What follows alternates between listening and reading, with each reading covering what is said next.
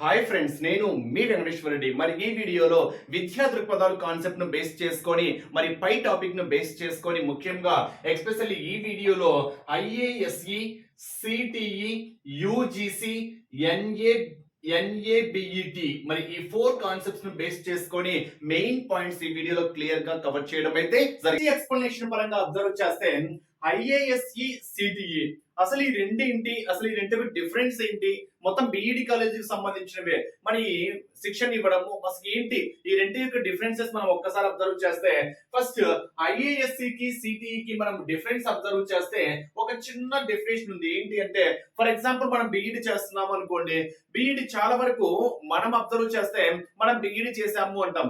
ఎందుకని బీఈడి చేసామంటాము అంటే ఇక్కడ ప్రైవేటు బీఈడి కళాశాలలో ఎవరైతే బీఈడి చేసి ఉంటారో వాటిని మనం ఏమంటామంటే సింప్లీ బీఈడి కళాశాలలు అంటాము.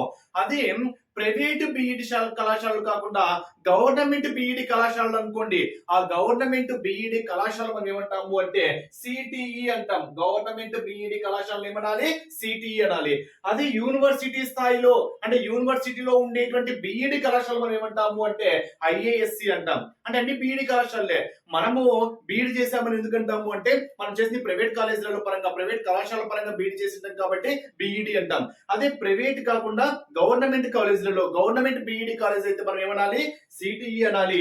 అదే యూనివర్సిటీ పరంగా అంటే యూనివర్సిటీ ఉండేటువంటి బీఈడిలో మనం చేసింటే ఏమనాలి, ఐఏఎస్సి అనాలి. నోటెడ్ చేసుకోవాల్సినటువంటి ఒక ఇంపార్టెంట్ పాయింట్. అంటే సింప్లీ చెప్పాలి అంటే సిటిఈ అంటే మనకు అర్థం ఏంటి అంటే గవర్నమెంట్ బీఈడి కళాశాల పరంగా అంటాము. ఐఏఎస్సి అంటే ఏంటి అంటే యూనివర్సిటీ స్థాయిలో యూనివర్సిటీలో ఉండేటువంటి బీఈడి కళాశాల అంటాం. మరి ఫుల్ ఫామ్స్ ఒక్కసారి అబ్జర్వ్ చేస్తే ఐఏఎస్సి ఫుల్ ఫామ్ ఏంటి అంటే institute of advanced study in education. Abbreviations చాలా ఇంపార్టెంట్. మళ్ళీ చెప్తున్నా, కంటెంట్ కన్నా అబ్రివేషన్ చాలా ఇంపార్టెంట్. అది వస్తే మీకు ఆటోమేటిక్ అక్కడే సబ్జెక్ట్ వచ్చినట్టు. ఓకేనా? ఐఏఎస్సి ఫుల్ ఫామ్ ఏంటి, institute of advanced study in education. అదే సిటిఈ ఫుల్ ఫామ్ ఏంటి అంటే కాలేజ్ ఆఫ్ టీచర్ ఎడ్యుకేషన్. దీన్ని మనం తెలుగులో ఉపాధ్యాయ విద్యా కళాశాలలు అంటాం.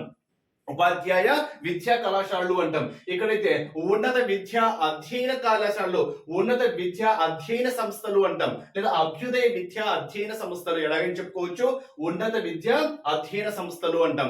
మరి డిఫరెన్సెస్ పరంగా మనం ఒకసారి అబ్జర్వ్ చేస్తే సిటిఈలను డెవలప్ చేసి అంటే మొత్తం దేశవ్యాప్తంగా మొత్తం సిటిఈలు 200 ఉన్నాయి. మరి సిటిఈలను డెవలప్ చేసి ఎంఫిల్ పిహెచ్డి కోర్సులను ప్రవేశపెట్టి వాటిని ఐఏఎస్ గా ఉన్నతీకరించారు. అంటే ఇక్కడ సిటిఈలు ఏవైతే కళాశాలలు ఉన్నాయో ఆ సిటిఈ కళాశాలలో ఉన్నతీకరించి మనం ఇక్కడ యూనివర్సిటీ అంటున్నాం కాబట్టి ఎంఫిల్ తో పాటు పిహెచ్డి ఇలాంటి కోర్సులను ఉన్నతీకరించారు. వాటిని మనం ఏమంటున్నాము అంటే ఐఏఎస్సి అంటున్నాము. ఐఏఎస్సి అంటే మనకు యూనివర్సిటీ స్థాయి అని చెప్పాను కాబట్టి ఇక్కడ మీకు ఎంఫిల్ పిహెచ్డి కోర్సులను ప్రవేశపెట్టి ఐఏఎస్ లుగా ఉన్నతీకరించడం అయితే జరిగింది. మరి దేశవ్యాప్తంగా మొత్తం ఎన్ని ఐఏఎస్ లుగా మారాయి అంటే 38 ఐఏఎస్ లుగా మారాయి. మరి ఐఏఎస్సి ఫుల్ ఫామ్ ఏంటి, institute of advanced study in education. ఇక్కడ ఐ అంటే ఇన్స్టిట్యూట్ ఆఫ్, ఏ అంటే అడ్వాన్స్డ్, ఎస్సి అంటే స్టడీ ఇన్ ఎడ్యుకేషన్. అంటే ఇక్కడ మీరు మెయిన్ గా గుర్తుపెట్టుకోవాల్సింది సిటిఈలనే ఓకేనా ఎన్ని ఐఏఎస్ లుగా మార్చారు అంటే 38 ఐఏఎస్ లుగా మార్చారు. మరి మార్పడానికి మెయిన్ రీజన్ ఏంటి అంటే డెవలప్ చేశారు. సిటిఈలను డెవలప్ చేసి అక్కడ ఏ కోర్సులను ప్రవేశపెట్టారు అంటే ఎంఫిల్ పిహెచ్డి లాంటి కోర్సులను ప్రవేశపెట్టి సిటిఈలను ఐఏఎస్ లుగా ఉన్నతీకరించడం అయితే జరిగింది. మరి ఇక్కడ సిటిఈలో ఓకేనా మాధ్యమిక స్థాయిలో అంటే హై స్కూల్లో ఉన్నటువంటి ఉపాధ్యాయులు ఎవరైతే ఉంటారో వారికి శిక్షణ ఇవ్వడం జరుగుతుంది. అంటే ఇక్కడ మీరు గుర్తుపెట్టుకోవాల్సింది మాధ్యమిక స్థాయిలో అంటే ఏంటి, హై స్కూల్ స్థాయిలో ఎవరైతే ఉంటారో ఆ ఉపాధ్యాయులకు శిక్షణ ఇవ్వడం అయితే జరుగుతుంది. అంటే హై స్కూల్ అంటే తెలుగు సబ్జెక్ట్ కానీ, ఇంగ్లీష్ సబ్జెక్ట్ కానీ, మ్యాథ్స్ సబ్జెక్ట్ కానీ, సైన్స్ ఇలా హై స్కూల్ టీచర్స్ ఉంటారు కదా వారికి శిక్షణ ఇవ్వడం అయితే జరుగుతుంది. మరి హై స్కూల్ టీచర్స్ కి వృత్యంతర శిక్షణ కూడా ఇస్తుంది. ఇక్కడ మీరు ఇంకోటి గుర్తుపెట్టుకోవాల్సింది వచ్చింది ఏంటంటే 5 సంవత్సరాలకు ఒకసారి సిటిఈలలో శిక్షణ పొందాలి. అంటే హై స్కూల్ టీచర్స్ ఎవరైతే ఉంటారో వారు ఎన్ని సంవత్సరంలోకి ఒకసారి సిటిఈలో శిక్షణ పొందాలి అంటే 5 సంవత్సరంలోకి ఒకసారి ఖచ్చితంగా శిక్షణ అయితే పొందాలి. మరి సబ్జెక్ట్ ఓరియంటెడ్ పరంగా అంటే తెలుగు అయితే తెలుగు, మ్యాథ్స్ అయితే మ్యాథ్స్, ఇలా సబ్జెక్ట్ ఓరియంటెడ్ పరంగా అయితే 7 రోజుల కన్నా ఎక్కువ శిక్షణ పొందడం అయితే జరుగుతుంది. అంటే ఇక్కడ మీరు గుర్తుపెట్టుకోవాల్సింది మాధ్యమిక స్థాయిలో ప్రొటెక్ట్ చేసుకోవాల్సింది. మాధ్యమిక స్థాయిలో అంటే ఏంటి, ఇక్కడ high school teachers, high school అంటే గవర్నమెంట్ హై స్కూల్ టీచర్స్ ఎవరైతే ఉంటారో, గవర్నమెంట్ హై స్కూల్ టీచర్స్ ఎవరైతే ఉంటారో వారికి ఉపాధ్యాయులకు శిక్షణ ఇవ్వడం జరుగుతుంది. ఓకేనా, వృత్యంతర శిక్షణ ఇవ్వడం జరుగుతుంది. వారు 5 సంవత్సరాలకు ఒకసారి ఖచ్చితంగా సిటిఈలో శిక్షణ పొందడం అయితే జరుగుతుంది. ఆ సబ్జెక్ట్ ఓరియంటెడ్ పరంగా ఏదైతే పర్టికులర్ సబ్జెక్టో ఆ సబ్జెక్ట్ ఓరియంటెడ్ పరంగా కనీసం 7 రోజుల కన్నా ఎక్కువ శిక్షణ పొందాల్సిన అవసరం అయితే ఉంటుంది. అయితే ఇక్కడ థీమ్ స్పెసిఫిక్ అంటే థీమ్ స్పెసిఫిక్ అంటే ఏదైనా సబ్జెక్ట్ ఓరియంటెడ్ కాకుండా ఒక థీమ్ కు సంబంధించి, అది ఏదైనా కావచ్చు, జాతీయ విద్య కావచ్చు, విలువల విద్య కావచ్చు, లేదా ఐసీటీకి సంబంధించి కావచ్చు, బోధనోపకరణాలను బేస్ చేసుకుని కావచ్చు, ఏదైనా ఒక థీమ్ స్పెసిఫిక్ పరంగా మనం చెప్తే అది 7 రోజుల కన్నా తక్కువ శిక్షణ ఇవ్వడం అయితే జరుగుతుంది. ఇది ఉపాధ్యాయ స్థాయిలో గవర్నమెంట్ ఉపాధ్యాయులకు ఎస్ఐ హై స్కూల్ స్టాండర్డ్ వారికి ఎవరు శిక్షణ ఇస్తారు అంటే సిటిఈ వాళ్ళు శిక్షణ ఇవ్వడం అయితే జరుగుతుంది. అదే ఐఏఎస్సి వాళ్ళైతే చూడండి, ఇక్కడ డిఎడ్ బిఎడ్ ఉపాధ్యాయులకు గవర్నమెంట్ కాలేజెస్ లో పనిచేసేటువంటి డిఎడ్ బిఎడ్ ఉపాధ్యాయులు ఎవరైతే ఉంటారో వారికి వృత్యంతర శిక్షణ ఇవ్వడం అయితే జరుగుతుంది. ఇక్కడైతే హై స్కూల్ ఉపాధ్యాయుల పరంగా చెప్పుకోవచ్చు. ఇక్కడైతే గవర్నమెంట్ పరంగానే బిఈడి కళాశాలలో పనిచేసేటువంటి ఇక్కడ ఉపాధ్యాయులకు వృత్యంతర శిక్షణ ఇవ్వడం అయితే జరుగుతుంది. రెండు మీరు డిఫరెన్సెస్ గా గుర్తుపెట్టుకోవాలి. నెక్స్ట్ సరిపడా భౌతిక మానవ వనరుల బిఈడి కళాశాలలో సిటీ స్థాయి కల్పించారు. ఓకేనా, అంటే ఏవైతే భౌతిక మానవ వనరులు ఉన్నటువంటి బీఈడి కళాశాలలు ఏవైతే ఉన్నాయో వాటిని సిటీ స్థాయి కల్పించారు. సిటీ స్థాయి అంటే ఏంటి, గవర్నమెంట్ కు సంబంధించినటువంటి బీఈడి కళాశాలలుగా కల్పించడం అయితే జరిగింది. ఇక్కడ దీన్ని బేస్ చేసుకొని నెక్స్ట్ ఇది కావచ్చు ఐ మీన్ ఐఏఎస్సి కావచ్చు, సిటిఈ కావచ్చు. ఇక్కడ మీరు ఇంకో పాయింట్ గుర్తుపెట్టుకోవాల్సింది ఏంటంటే ఎన్పి 1986 సిఫారసు మేరకు సిటిఈలను ఐఏఎస్లుగా ఉన్నతీకరించారు. అంటే సిటిఈలను ఐఏఎస్లుగా ఉన్నతీకరించారు. ఎవరి సిఫారసు మేరకు సిటిఈలను ఐఏఎస్లుగా ఉన్నతీకరించారు అంటే ఎన్పిఈ 1986 సిఫారసు మేరకు. గుర్తుపెట్టుకోవాల్సినటువంటి మరో ఇంపార్టెంట్ పాయింట్ అంటే సిటిఈలను ఐఏఎస్లుగా ఎవరి సిఫారసు మేరకు ఉన్నతీకరించారు అంటే ఎన్పిఈ 1986. ఈ పాయింట్ కూడా మీరు నోటెడ్ చేసుకోవాలి. నెక్స్ట్ ఉపాధ్యాయ విద్యకు సంబంధించి బిఈడి, ఎంఈడి, ఎంఫిల్, పిహెచ్డి వంటి కోర్సులను నిర్వహిస్తుంది. ఇక్కడ మరో ఇంపార్టెంట్ పాయింట్ ఏం చెప్పుకోవచ్చు అంటే ఇక్కడ ఓవరాల్ గా మనము ఉమ్మడి ఆంధ్రప్రదేశ్ పరంగా అంటే తెలంగాణ, ఏపీ ఉమ్మడి ఆంధ్రప్రదేశ్ పరంగా మొత్తము ఐఏఎస్సిలో 2 ఉండేటివి. ఓకేనా, ఒకటి mass of tank.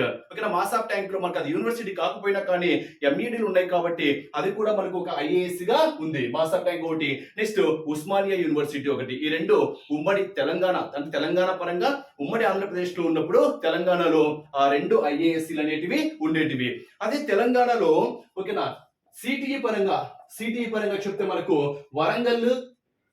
Warangal, Mahabub Nagar, అదే విధంగా నాగార్జున సాగర్ లో ఈ 3 సిటిఈ కళాశాలలు అయితే ఉండేటివి. ఇది కూడా మీరు మెయిన్ గా గుర్తుపెట్టుకోవాల్సినటువంటి ఒక ముఖ్యమైనటువంటి ఇంపార్టెంట్ పాయింట్. ఇక్కడ మరొక పాయింట్ ఉంది. ఇంపార్టెంట్ పాయింట్ ఏంటంటే ఐఏఎస్సి స్థాయి పొందిన బిఈడి కళాశాలలు ఏవైతే ఉంటాయో కేంద్ర ప్రభుత్వము నాన్ రికరింగ్ కింద ఎన్ని లక్షలు మంజూరు చేస్తుంది అంటే 60 లక్షలు మంజూరు చేస్తుంది. అదే ఇక్కడైతే సిటిఈలో అయితే 38 లక్షలు మంజూరు చేయడం అయితే జరుగుతుంది. అంటే ఇక్కడ ఐఏఎస్సి లో అయితేనేమో 60 లక్షలు మంజూరు చేస్తే ఇక్కడ సిటిఈ స్థాయిలో అయితే 38 లక్షలు మంజూరు చేయడం అయితే జరుగుతుంది. అంటే సింపుల్ 1 లైన్ ఆన్సర్స్ అండి. ఏంటి 1 లైన్ ఆన్సర్ పరంగా చెప్పాలి అనుకుంటే సిటిఈ ఫుల్ ఫామ్ ఇంపార్టెంట్. ఏంటి, college of teacher education. IASE full form important, institute of advanced study in education. తెలుగులో ఉన్నత విద్యా అధ్యయన సంస్థలు అంటాము, ఇక్కడ ఉపాధ్యాయ విద్యా కళాశాలలు అంటాము. ఇక్కడ సిటీ అయితే మాధ్యమిక స్థాయిలో ఉపాధ్యాయులకు శిక్షణ ఇస్తుంది. అంటే హై స్కూల్ ఉపాధ్యాయులు ఎవరైతే ఉంటారో వారికి శిక్షణ ఇస్తుంది. ఇక్కడైతే డిఎడ్ బిఎడ్ ఉపాధ్యాయులకు శిక్షణ ఇవ్వడం అయితే జరుగుతుంది. ఓకేనా, మొత్తము సిటిఈలను డెవలప్ చేసి ఏ విధంగా ఉన్నతీకరించారు అంటే ఐఏఎస్సీలుగా ఉన్నతీకరించడం అయితే జరిగింది. మరి మరి ఎవరి సిఫారసు మేరకు సిటిఈలు ఐఏఎస్ గా ఉన్నతీకరించారు అంటే ఎన్పిఈ 98 సిఫారసు మేరకు. అది కూడా ఒక ఇంపార్టెంట్ పాయింట్ గా గుర్తుపెట్టుకోవాలి. నెక్స్ట్ ఇక్కడ ఐఏఎస్ అంటే మనకు ప్రయోగశాల పరంగా అంటే ఉపాధ్యాయ విద్య, ప్రయోగశాల అంటే మనకు బిఈడి కాకుండా ఎంఈడి, ఎంఫిల్, పిహెచ్డి అంటే యూనివర్సిటీ స్థాయిలో ఉంటాయి కాబట్టి యూనివర్సిటీ స్థాయిలో ఉండేటువంటి బిఎడ్ కళాశాలని మనం ఏమంటున్నాము అంటే ఇక్కడ ఐఏఎస్సి అంటున్నాము. అదే బిఈడి కళాశాలలు గవర్నమెంట్ పరంగా ఉండేటువంటి బిఈడి కళాశాలలు ఏమంటున్నాము అంటే సిటిఈ అంటున్నాము. ప్రైవేట్ స్థాయిలో ఉండేటువంటి బిఈడి వాటిని ఏమంటున్నాం మనము సింప్లీ బిఈడి కళాశాలలే అంటున్నాం. ఇవి వీటిని బేస్ చేసుకొని మెయిన్ ఇంపార్టెంట్ పాయింట్ గా చెప్పుకోవచ్చు. నెక్స్ట్ గవర్నమెంట్ అంటే మాధ్యమిక స్థాయిలో ఉండేటువంటి హై స్కూల్ స్థాయిలో ఉండేటువంటి ఉపాధ్యాయులు సిటిఈలో ఎన్ని సంవత్సరాలకు ఒకసారి శిక్షణ తీసుకోవాలి అంటే 5 సంవత్సరాలకు ఒకసారి శిక్షణ అయితే తీసుకోవాలి. సబ్జెక్ట్ ఓరియంటెడ్ పరంగా అయితే 7 రోజుల కన్నా ఎక్కువ శిక్షణ తీసుకుంటారు. ఏదైనా ఒక స్పెసిఫిక్ థీమ్ పరంగా అయితే 7 రోజుల కన్నా తక్కువ శిక్షణ తీసుకోవడం అయితే జరుగుతుంది. నెక్స్ట్ ఎక్స్ప్లెనేషన్ పరంగా అబ్జర్వ్ చేస్తే యూజీసీ అంటున్నాం. మరి ఈ యూజీసీని బేస్ చేసుకొని ఒక 4-5 ఇంపార్టెంట్ బిట్స్ అయితే ఉన్నాయి. ఫస్ట్ అబ్రివేషన్, ఎప్పుడు ఏర్పడింది, ఎప్పుడు ఆమోదం పొందింది, మరి యూజీసీ యొక్క ముఖ్య ఉద్దేశం ఏంటి, మరి ఎగ్జామ్ పాయింట్ ఆఫ్ వ్యూలో యూజీసీకి సంబంధించి సరికాని వాక్యాన్ని గుర్తించండి, ఇలా అడగడానికి ఛాన్సెస్ అయితే ఉన్నాయి. మరి యూజీసీ యొక్క ఫుల్ ఫామ్ ఏంటి అంటే యూజీసీ యూనివర్సిటీ గ్రాంట్ కమిషన్.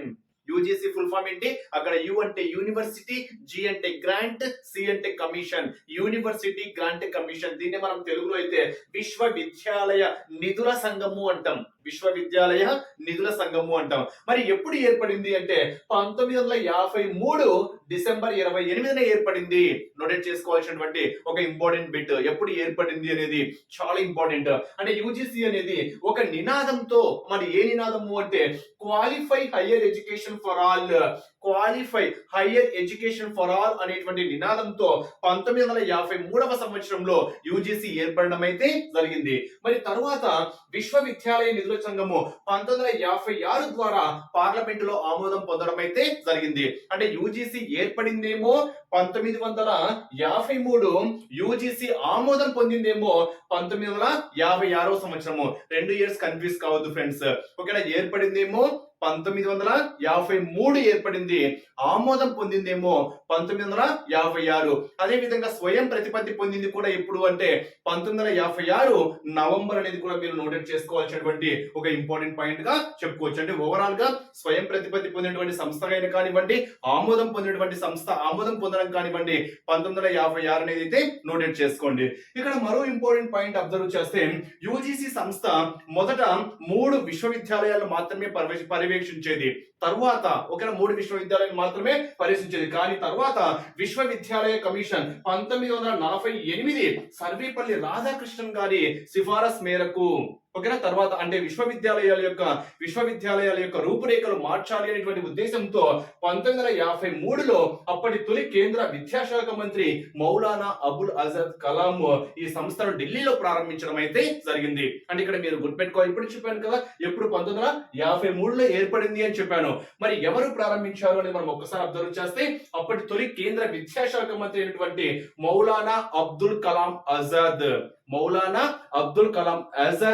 ఈ సంస్థను ఢిల్లీలో ప్రారంభించడం అయితే జరిగింది. ఇది కూడా ఒక ఇంపార్టెంట్ పాయింట్ గా చెప్పుకోవచ్చు. అంటే 1953లో ఏర్పడింది, 1956లో ఆమోదం పొందింది అనేది మీరు హైలైట్ చేసుకోండి. నెక్స్ట్ విశ్వవిద్యాలయాల్లో జరిగేటువంటి బోధన అంటే మెయిన్ ఉద్దేశం ఏంటి?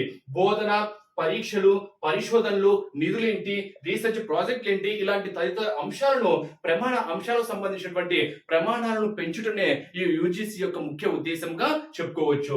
నెక్స్ట్ విశ్వవిద్యాలయాలు కొత్త కోర్సుల ప్రవేశనం.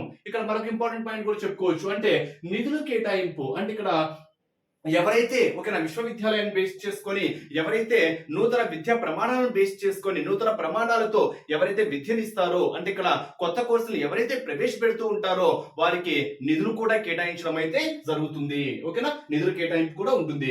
నెక్స్ట్ యూజీసీ యొక్క అనుబంధ స్వయం ప్రతిపత్తి సంస్థ ఏంటి అంటే నాక్. ఇది కూడా ఒక ఇంపార్టెంట్ బిట్ గా మనం ఇక్కడ చెప్పుకోవచ్చు. యూజీసీ యొక్క అనుబంధ స్వయం ప్రతిపత్తి సంస్థ ఏంటి? న్యాక్.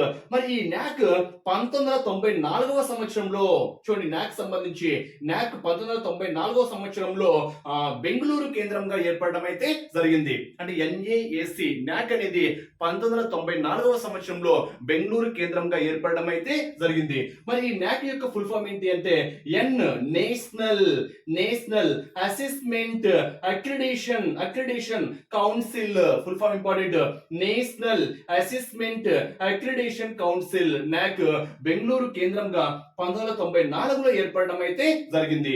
మరి యూజీసీ ప్రాంతీయ కేంద్రాలు ఎన్ని? యూజీసీకి సంబంధించినటువంటి ప్రాంతీయ కేంద్రాలు ఎన్ని అంటే 6. మరి ఆ 6 ఏంటి మనం ఒకసారి అబ్జర్వ్ చేస్తే హైదరాబాద్, గౌహతి, భోపాల్, బెంగళూరు, పూణే, కలకత్తా. ఇవి మీరు హైలైట్ చేసుకోవాలి. ఎందుకంటే మరి యూజీసీ సంబంధించి ప్రాంతీయ కానిది గుర్తించండి, ప్రాంతీయ కేంద్రం కానిది గుర్తించండి అని అడగడానికి ఛాన్స్ ఉంటుంది. కాబట్టి ప్రాంతీయ కేంద్రాలు 6. అవేంటి? హైదరాబాద్, గౌహతి, భోపాల్, బెంగళూరు, పూణే, కలకత్తా. మరి యూజీసీ యొక్క ప్రస్తుత చైర్మన్ ఎవరు అంటే ప్రొఫెసర్ మామిడాల జగదీష్ కుమార్.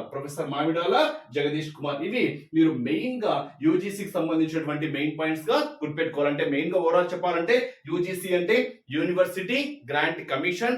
ఎప్పుడు ఏర్పడింది అంటే 1953వ సంవత్సరంలో ఏర్పడింది.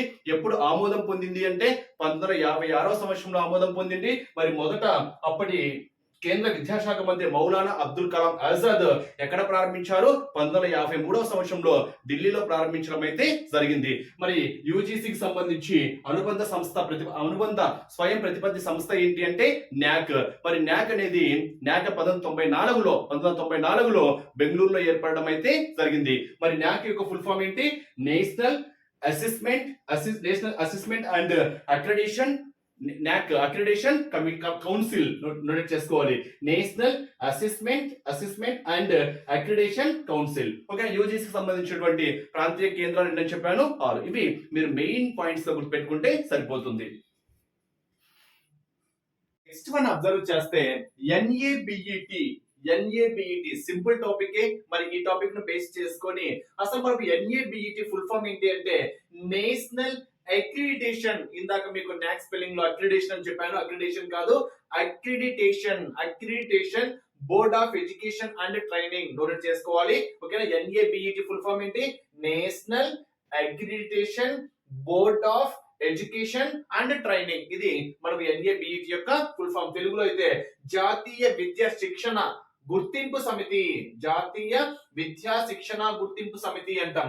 అసలు ఈ ఎన్ఏబిఈటి యొక్క మెయిన్ ఏంటి అంటే ఈ సమితి పాఠశాలలు, అదే విధంగా పర్యావరణము, నెక్స్ట్ నిర్వహణ. ఇక్కడ చూడండి, ఈ సమితి ఏం చేస్తుందంటే పాఠశాల పరంగా పాఠశాలలు, నెక్స్ట్ పర్యావరణము, నెక్స్ట్ నిర్వహణ, వీటి యొక్క నిర్వహణ ఏ విధంగా ఉంటుంది, నెక్స్ట్ నైపుణ్య ధృవీకరణ, శిక్షణ లాంటి సంస్థల పనితీరుకు గుణాత్మక పాటించడానికి అవసరమయ్యేటువంటి ప్రమాణాలు నిర్దించి గుర్తింపునిచ్చేటువంటి సంస్థని గుర్తింపునిచ్చేది మనకి ఏమవుతుంది అంటే ఎన్ఏబిఈటి అవుతుంది. మరి ఈ సంస్థ QCI అంటే quality council of India. QCI full form ఏంటి? క్వాలిటీ కౌన్సిల్ ఆఫ్ ఇండియా, భారత గుణాత్మక మండలి ఆధ్వర్యంలో పనిచేస్తుంది. ఇక్కడ చూడండి, ఎన్ఏబిఈటి సంస్థ ఎవరి ఆధ్వర్యంలో పనిచేస్తుంది అంటే QCI quality council of India. దీన్ని మనం తెలుగులో భారత గుణాత్మక మండలి ఆధ్వర్యము, భారత గుణాత్మక మండలి అంటాము. మరి దీని ఆధ్వర్యంలో పనిచేస్తుంది. అప్పుడు మాజీ రాష్ట్రపతి డాక్టర్ ఏపీజే అబ్దుల్ కలాం 2007వ సంవత్సరంలో QCI 2వ సమావేశంలో మాట్లాడుతూ ఏం చెప్పాడంటే దేశంలో అన్ని రంగాలలో గుణాత్మక మార్పు తీసుకొని రావాలని. ఇక్కడ చూడండి, ఎగ్జామ్ పాయింట్ ఆఫ్ వ్యూలో దేశంలో అన్ని రంగాలలో గుణాత్మక మార్పు తీసుకొని రావాలని. ఓకేనా? ఆ రావాలంటే ముందుగా ఆ మార్పు పాఠశాల నుంచే ప్రారంభం కావాలని తెలిపిన వారు ఎవరు అంటే డాక్టర్ ఏపీజే అబ్దుల్ కలాం. ఎవరు? Doctor APJ Abdul Kalam. మరి ఈ దిశగా ఎన్ఏబిఈటి పాఠశాలలో గుణాత్మక గుర్తింపు ఇవ్వడానికి మెయిన్ గా 3 భాగాలను పేర్కొంది. మరి ఆ 3 భాగాలు ఏంటంటే పాఠశాల పరిపాలన ఒకటి, విద్యాత్మక మద్దతు ప్రక్రియలు ఒకటి, నిష్పాదన మాపనము అభివృద్ధి ఒకటి. ఇవి ఎన్ఏబిఈటికి సంబంధించినటువంటి 2 ముఖ్యమైనటువంటి పాయింట్స్.